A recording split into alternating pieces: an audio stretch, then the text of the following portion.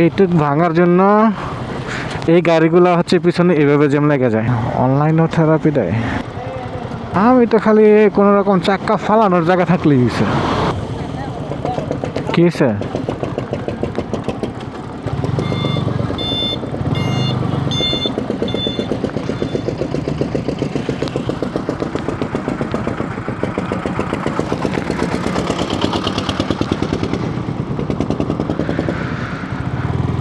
যাই হোক, আমি পিছপা হব না, আমি সামনে দিয়ে যাব।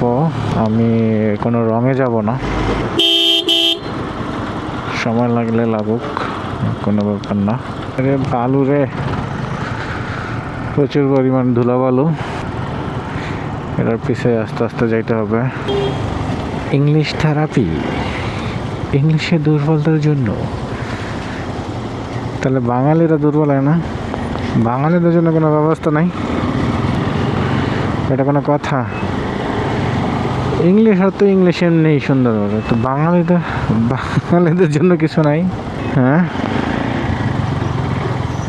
আবার কি লাগছে? আবাসিক অনাবশ্যিক অনলাইনও থেরাপি দেয়। এটা কোন থেরাপি যে অনলাইনও থেরাপি দেয়? কি থেরাপি এটা? কি একটা অবস্থা! আরে বাবা,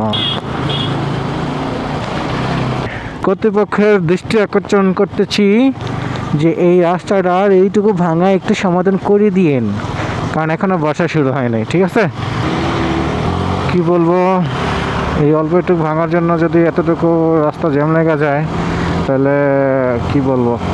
যাই হোক, সেটা ব্যাপার না। যদি কর্তৃপক্ষ পর্যন্ত আমার ভিডিও যায়, তাহলে হয়তো বা কিছু একটা হতে পারে। বাট এটা কীভাবে কী করবে, কারণ রাস্তার কাজ নিতে চলমান, কাজ অটোমেটিক্যালি ঠিক হবে। তো যাই হোক, এটা তো বিশাল রকমের কাজ হইতেছে। এইখানে কি হবে?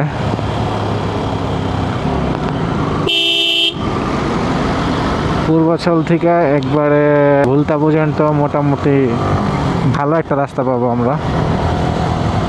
আবার এখানে জ্যাম, দৌড়ে ছাতা। জ্যামটা ছাড়ছে, আল্লাহরা কোনোদিন মানুষ হতো না।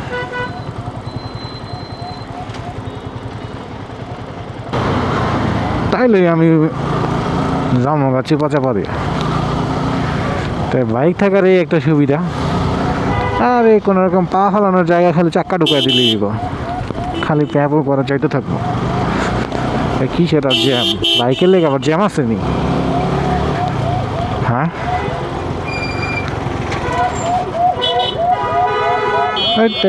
কত সামনে পড়ছি, সব দিয়ে আমার পিছনে।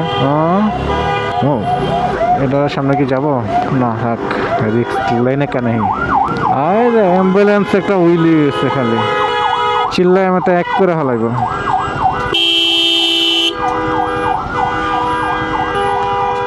আরে এখানে কাজ চলতেছে। আরে ভাই থামোস না।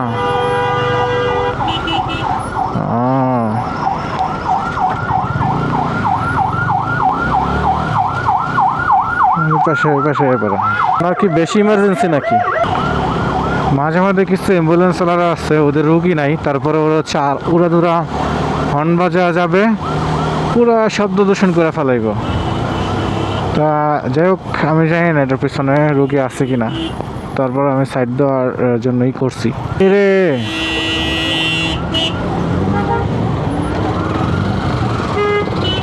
শালার কি গাড়ি রে বাবা!